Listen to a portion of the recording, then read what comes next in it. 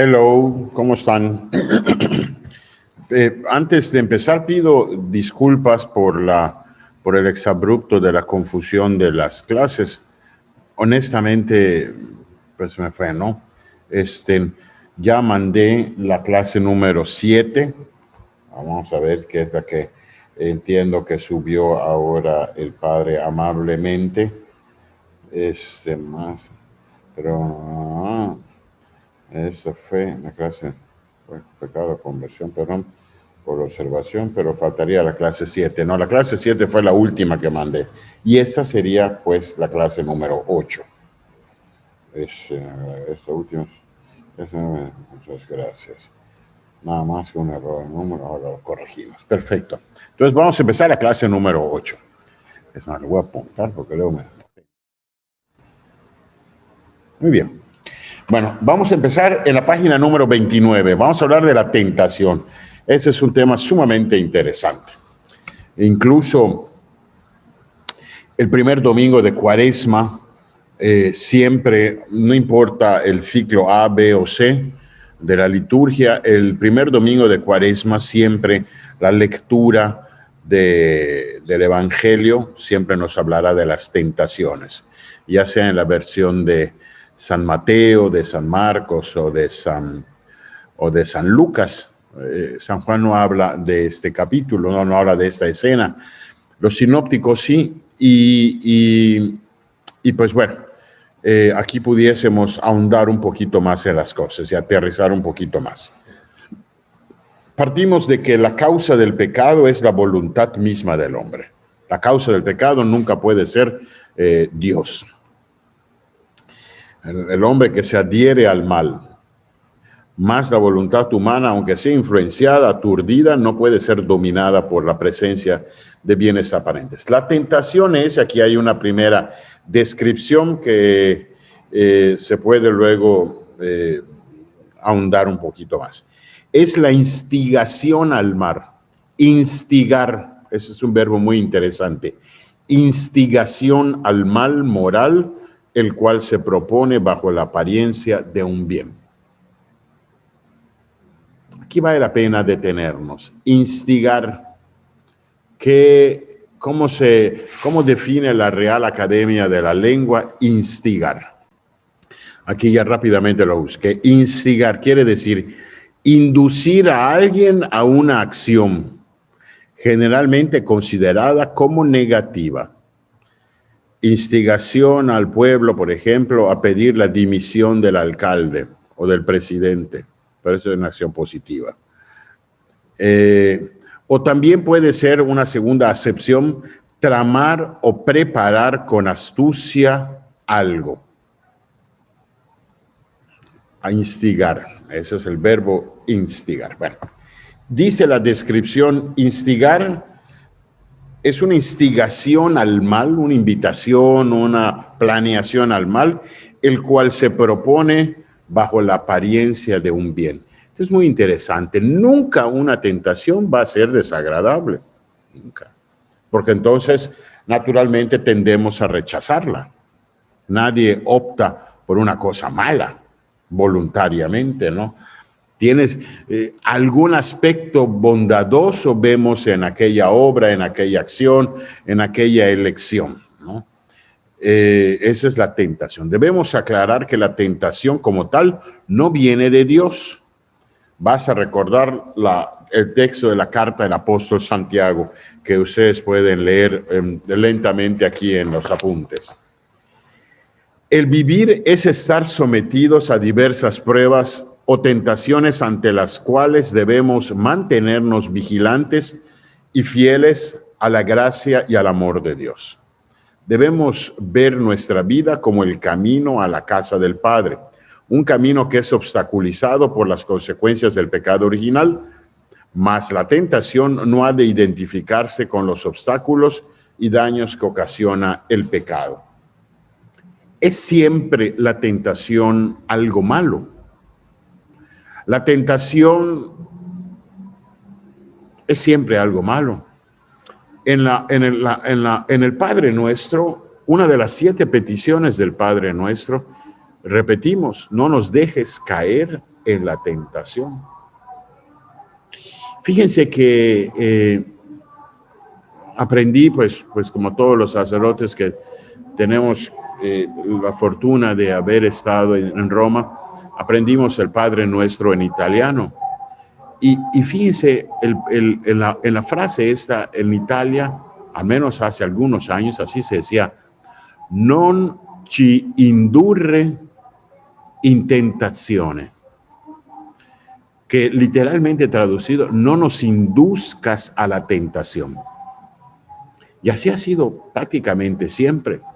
El Papa Francisco propone o propuso hace algunos años a la Conferencia del Episcopado Italiano la modificación de esta frase del Padre Nuestro, porque parecería, en la traducción italiana del Padre Nuestro, parecería que Dios nos empuja a la tentación.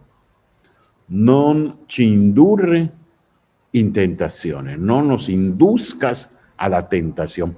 Parece que el culpable de la tentación finalmente es Dios. No recuerdo cómo quedó, la conferencia episcopal lo aprobó, ya se modificó. Voy a revisar cómo quedó. Ahora, amén de lo que vamos a ir también trabajando ahora, yo quisiera hacerles una sugerencia de lectura a propósito de las tentaciones. A mí me ha servido muchísimo, muchos años, cuando tengo que hablar de la tentación. Otro de mis autores favoritos, que también lo aprendí en el seminario por el mismo profesor Castillo Peraza, fue un sacerdote español de nombre José María Capdevila. Él escribió varios libros como comentarios, cuestiones teológicas o bíblicas. Y bueno, tengo muchos libros de él, o al menos varios libros de él. Pero uno de los libros que más jugo le he sacado es este que les voy a mostrar ahora.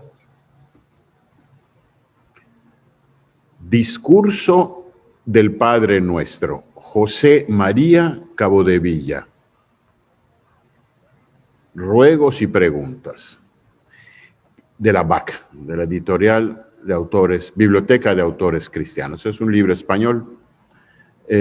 Bueno, será obviamente un poco difícil. Este libro lo compré en la Ciudad de México hace muchos años, ¿no? Pero bueno, ¿qué es este libro? Este libro es un comentario precisamente a las 7 peticiones del Padre Nuestro. Toma cada una, y así es el índice, toma cada una y la va desglosando, ¿no? Les muestro el índice general para que vean, ¿no? Padre, luego Padre Nuestro, que estás en los cielos.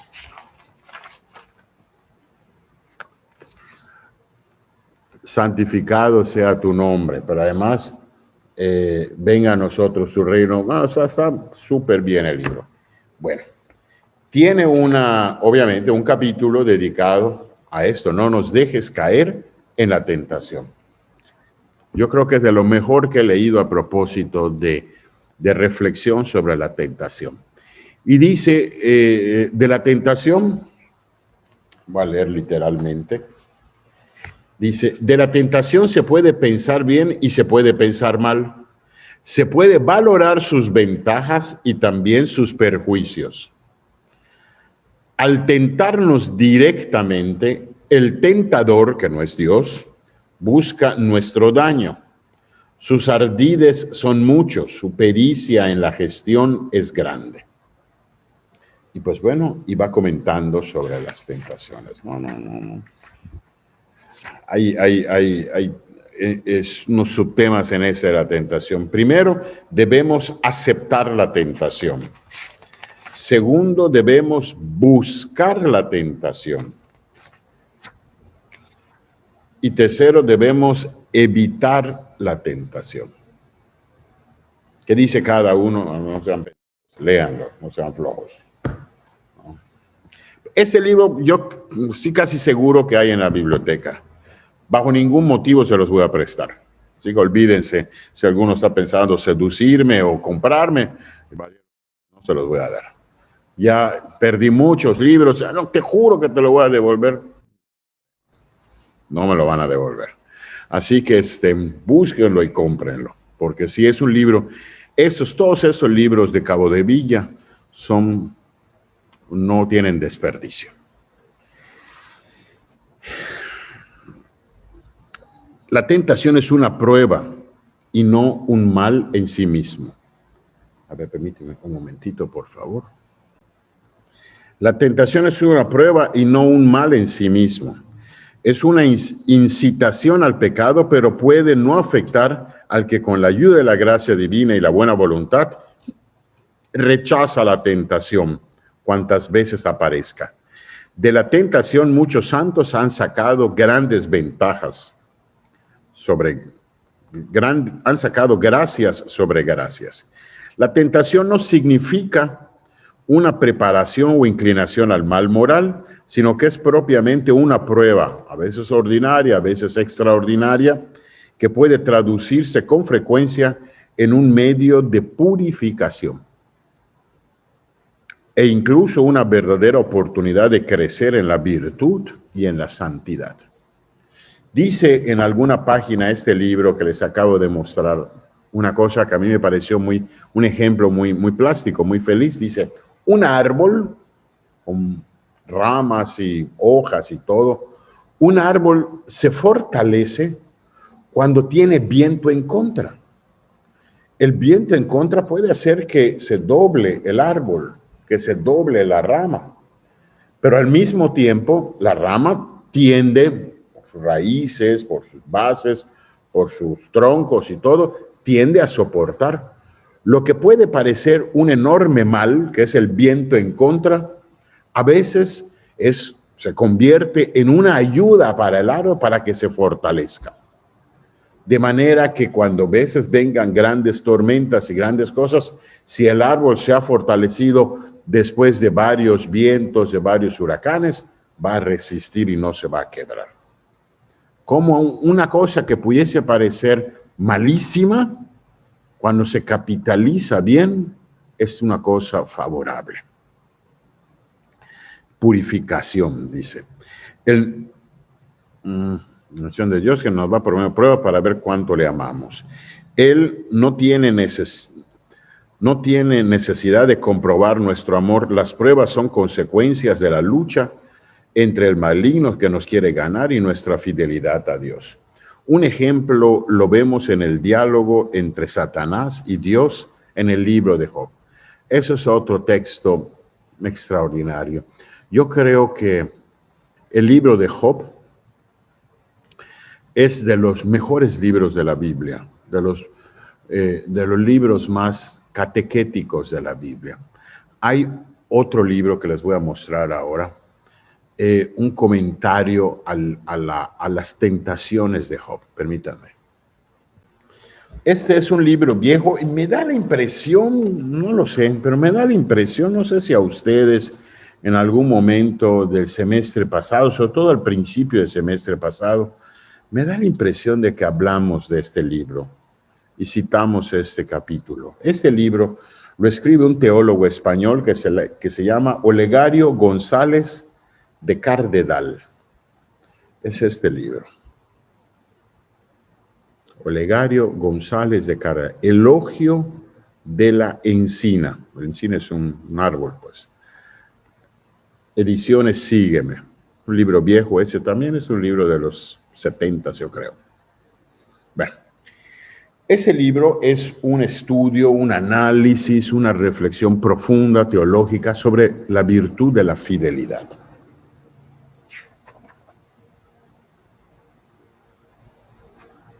Dicen en sus primeras páginas, elogio de la encina, existencia cristiana y fidelidad creativa. Y bajo distintos ángulos teológicos analiza la fidelidad. Y entre las reflexiones que hace, dedica un capítulo a hablar sobre la fidelidad de Job. Habla también de la fidelidad de Jonás, y otro capítulo dedica a la fidelidad de San Pablo. Pero este capítulo que dedica a Job me parece extraordinario, porque va explicando el libro de Job bajo la clave de fidelidad, y obviamente la vida de Job está llena de tentaciones. Por eso, a eso se refiere el texto, esta línea que acabamos de leer. Al principio del libro de Job hay un diálogo entre Dios y el diablo, donde apuestan el alma de Job, y el diablo le decía a Dios: pon en tentación ese, vas a ver que va a claudicar y te va a negar. Entonces, y es interesante. Va a ser más difícil. Yo recuerdo hace años cuando estuve en las Américas, antes de ir al reino de Cordemex, cuando estuve en las Américas, yo creo que en alguna misa o en alguna plática, hablé de este libro. Y hace unos meses, hace pocos, 5 meses, cuando mucho, una señora de las Américas me escribe y me manda la foto de este libro que les acabo de dar y mostrar. Yo pensé que se lo había yo prestado, por eso ya no presto ningún libro. Pensé que se los había yo prestado. Y le dije: oye, me devuelve mi libro. Me dice: no, ni más. Me dice: usted sugirió la lectura de este libro y por años lo estuve buscando. Y me acaba de llegar. Yo no sé si en alguna página de internet, en alguna librería de no sé de dónde del mundo, consiguió este libro. Es una editorial española, Sígueme, es una editorial española, Ediciones Sígueme, y consiguió el libro. Le dije: pues, ánimo, a ver si lo entiende. Bueno, no es que no se entienda, ¿no? Está en español, pero es un libro profundo, es un libro que vale la pena. Por sí, ya les di 2 libros hoy. Voy a cobrar 2 clases hoy. Muy bien. Otro mito que debe ser desterrado es el cual considera el camino de la perfección cristiana o vida virtuosa en Cristo como un camino sin tentaciones. El camino de santidad consiste en la lucha constante por mantenerse fieles a Dios. No hay una vida cristiana sin tentaciones. Si Cristo fue tentado, ¿por qué nosotros no vamos a ser tentados? Y Cristo no solamente fue tentado 3 veces en el desierto. No sé si es San Marcos o San Lucas, dice, y cuando ya venció las tentaciones, lo dejó para tentarlo en otro momento. Seguramente Cristo tuvo otras tentaciones. Hay otro libro, pues se los comenté hace el otro día, ¿no? De Kazantzakis,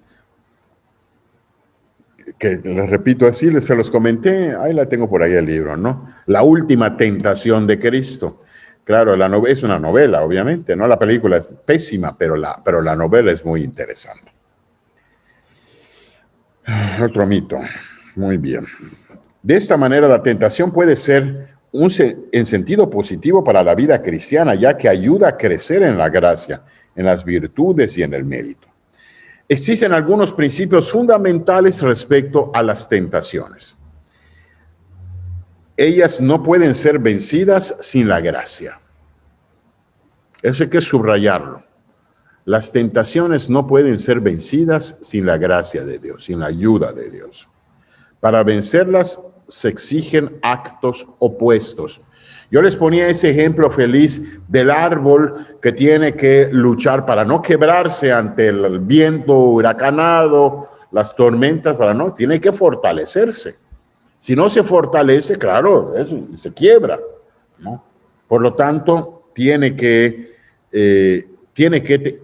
empujar en contra del viento, empujar en contra para que no se quiebre. La tentación como tal no es un pecado. Se deben evitar. Hay que huir de las tentaciones. Lo dice el padre Enrique Colom. No te pongas en el flechero. En la teología clásica, en las antiguas fórmulas que acompañaban la confesión, había una oración, parte de una oración que decía, propongo alejarme de las ocasiones próximas de pecado. No nos hagamos, sabemos dónde está a veces, nos exponemos. y nos exponemos innecesariamente, pudiendo alejarnos. Óyeme, yo sé que tengo, vamos a pensar, ¿no?, un problema en mi manera de tomar. Tengo un problema lucho con un alcoholismo, lucho con eso. Óyeme, pues voy a evitar los pasillos en el súper donde se vendan las bebidas alcohólicas. O voy a evitar ir a algunos sitios donde sé que va a fluir el alcohol así alegremente.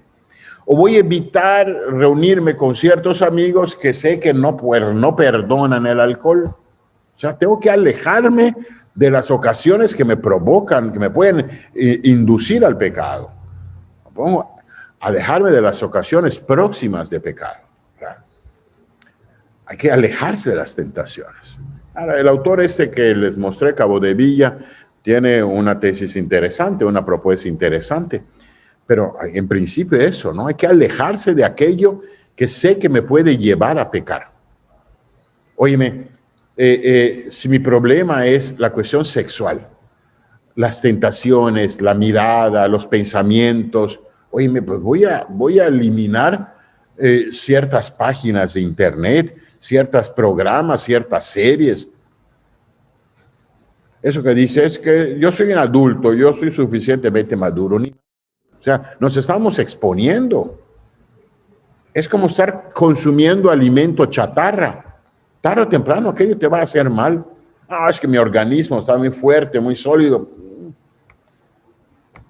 ¿Hasta dónde? No. Hay que alejarse. Y no falta a veces el miedo o el temor o el qué van a decir mis amigos, me van a estar fregando, me van a estar cucando, me van a estar... Pues sí, así es esto, claro. Pero así se lo hicieron a nuestro Señor, seguramente. Entonces, hay que alejarse de las ocasiones que me llevan a pecar. Y tampoco decir, yo soy muy fuerte, a mí no va a pasar nada, yo voy a vencer las tentaciones. Pues lo sabemos que no. Voy a ver eso, a mí no me afectan esos programas, a mí no me afectan esas imágenes. Y hoy estamos, no me lo van a... No voy a mentir, estamos súper expuestos a toda clase de imágenes, de sonidos, de todos, que es una invitación consciente o inconscientemente a la sexualidad, a la exaltación de la sexualidad, a la provocación de la sexualidad. No es que sea yo pasado de moda o que sea yo un viejo, ni mucho menos, pero bueno, todos estamos en esta lucha y todos tenemos que alejarnos, ¿no? Y a veces hoy con los celulares, ¿no? Mensajito, un cachondeo por allá con una compañera, bueno, un compañero, espero que no, con una compañerita, con una vieja amiga. Ay, un saludito, ¿cómo estás? A veces estamos tirando un anzuelo, a ver si pica el pescado. Entonces, no nos hagamos. No tratemos de engañarnos, porque sabemos que somos frágiles. Por eso hay que cuidarnos mucho más.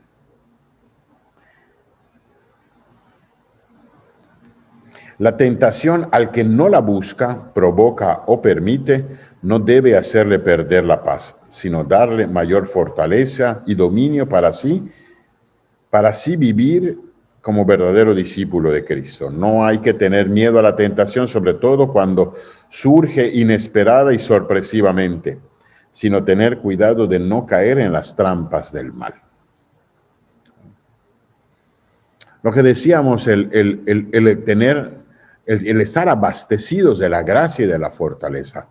A veces no sabemos cuándo vamos a ser tentados. A veces aún en las situaciones más inesperadas, en los lugares más santos, a veces uno se encuentra en la tentación.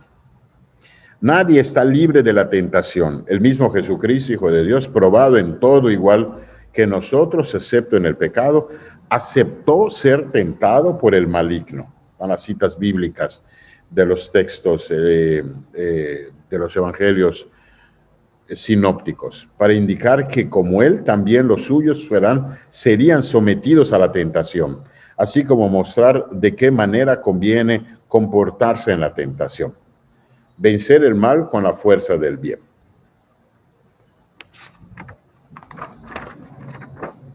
Bueno, ahí hay un texto de la exhortación apostólica Reconciliatio et Penitencia.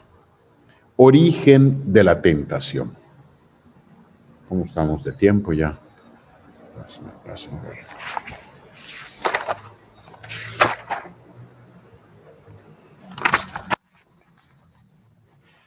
Origen de la tentación.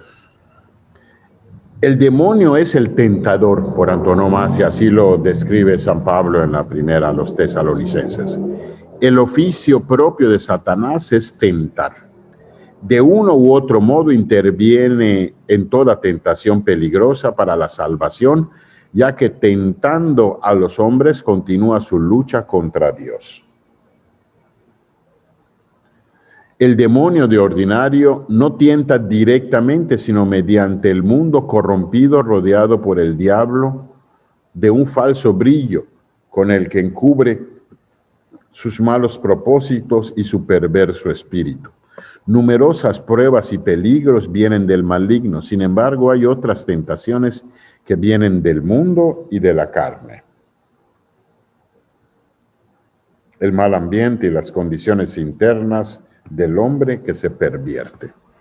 Aquí no sé si sea el momento o el lugar, y seguramente el padre Luis Avilés puede hablar mucho mejor de esto que yo.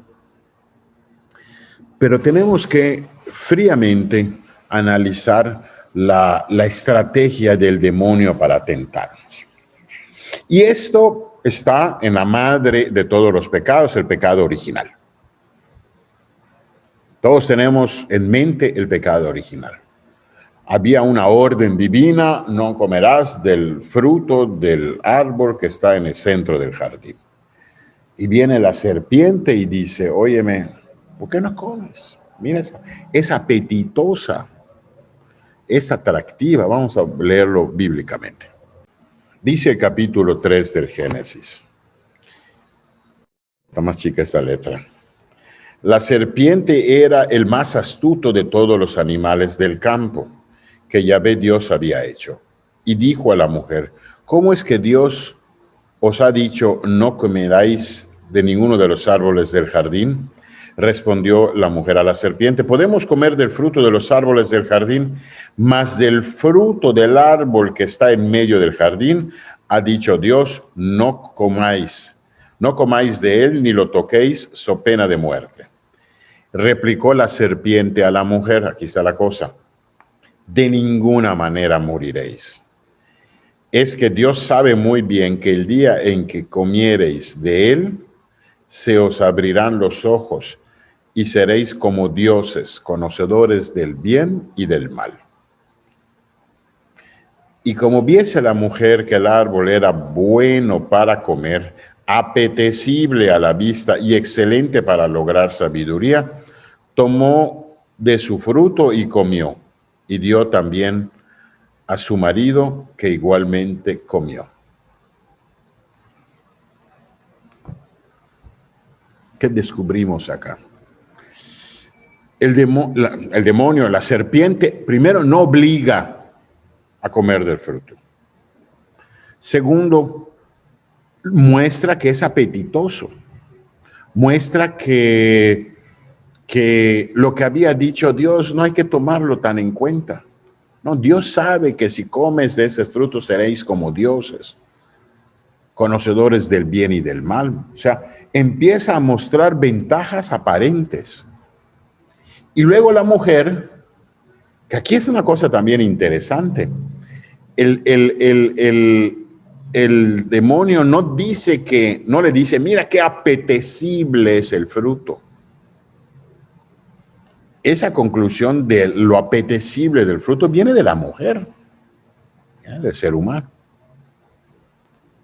O sea, pero alguien diría, pues, óyeme, eso es así la inclinación al mal, eso es así el deseo del mal, ¿no? Al final, pues, ambos comen del fruto del árbol, ¿no? O sea, la lógica es que la tentación es siempre un bien aparente. Siempre se muestra. Si la fruta fuera una cosa podrida, obviamente no es agradable, no es atractiva. Y tampoco la ofrecería la serpiente. Oye, si comes de este árbol te va a dar chochnac.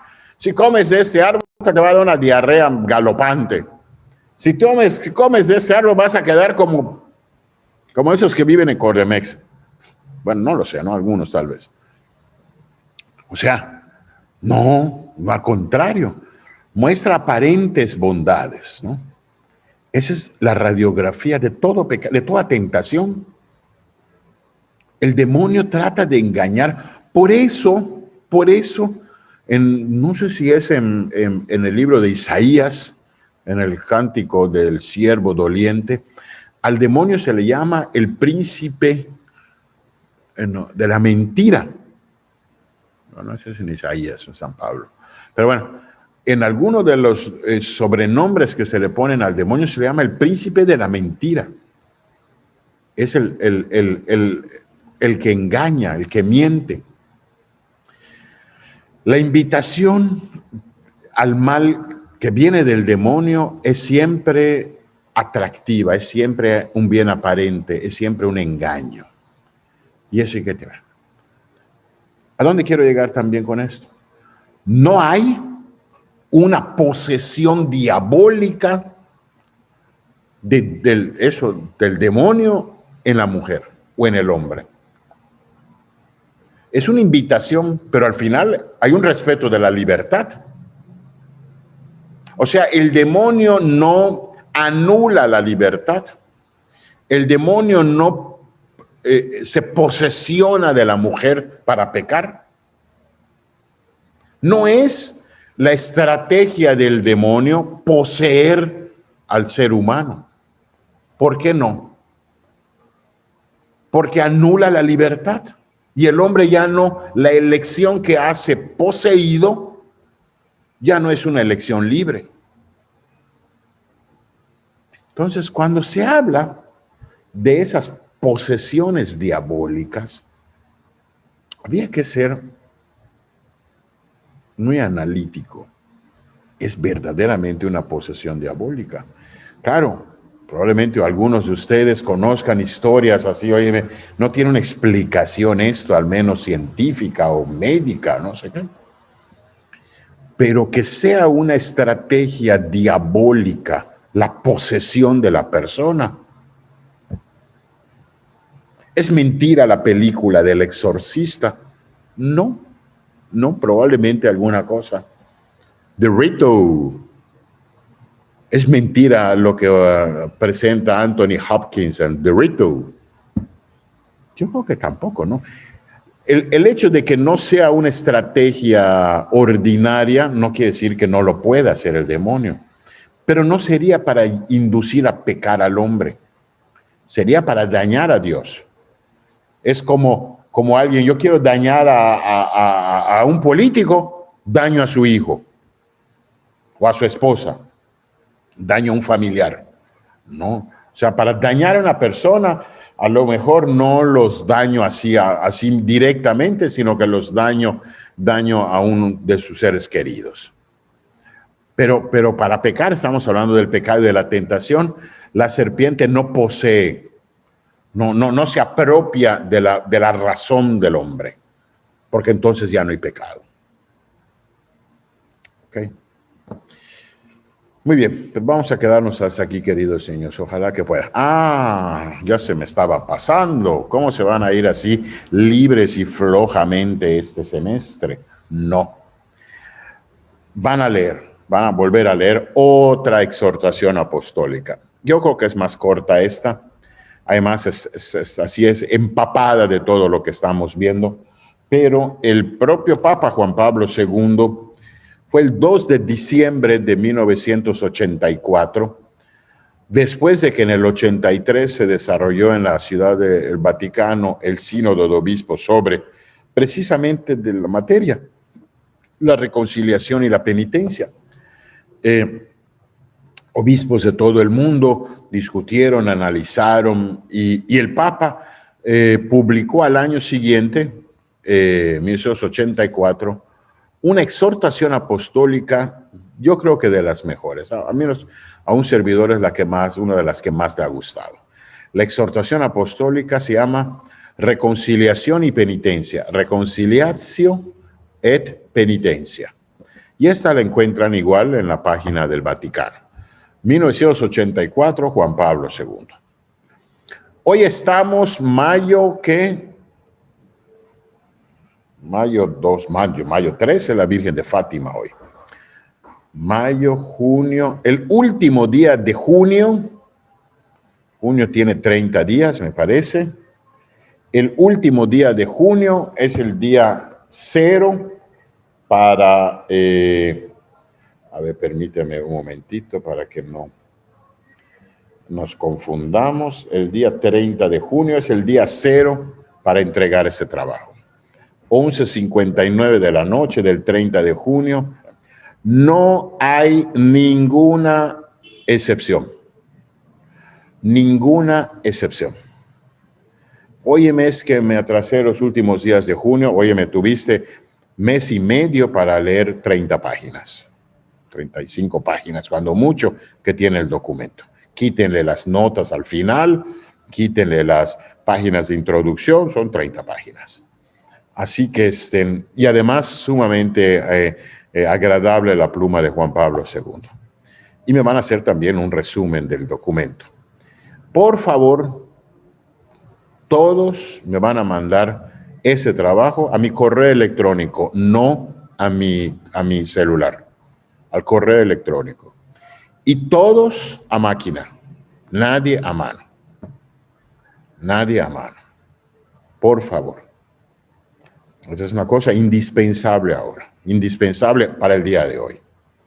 Por favor. O sea, yo no voy a hacer documentos en una parroquia. Oye, no sé escribir a máquina o no sé escribir a computadora. Oye, pues aprende, toma unas clases en la Academia Mardem, que no sé si haya todavía. Pero por favor, todos a mi correo electrónico, que ya lo conocen todos, padremanito@hotmail, estén antes del 30 de junio o el 30 de junio, última fecha. Es un documento realmente bello y que va a fortalecer nuestra materia de reconciliación y penitencia.